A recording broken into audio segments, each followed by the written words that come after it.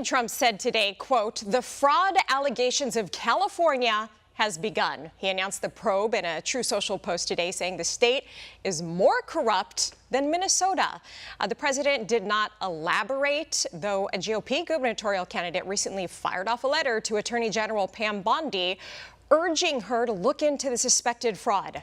Steve Hilton claims $250 billion in fraud, waste, and abuse in California. Joining me now is California Republican gubernatorial candidate Steve Hilton. Steve, welcome. Good to have you. Happy New Year and great to be with you. Happy New Year.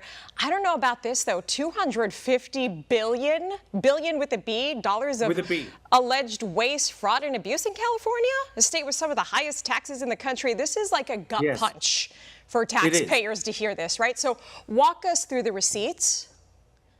So this is based on something that I set up with my campaign team and another candidate running statewide in California who's running for the position of state controller. State controller is the person who, as the name suggests, got to control the money and has the ability to audit every cent of money that is spent by the state government and to stop the flow of money. So we're working together. So go back a month to when the Minnesota scandal first blew up, just around Thanksgiving.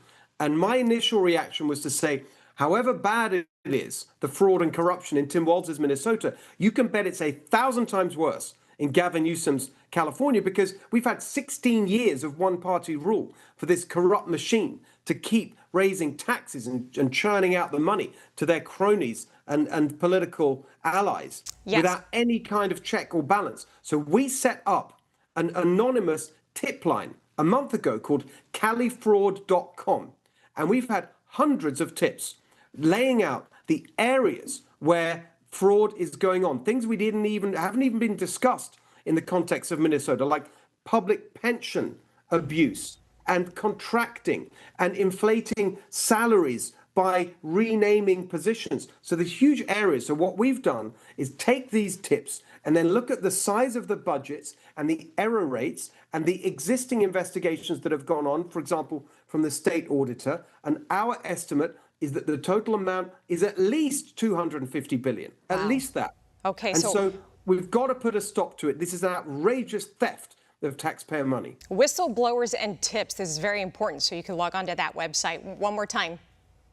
califraud.com. We need all the information so we can put a stop to it. Absolutely.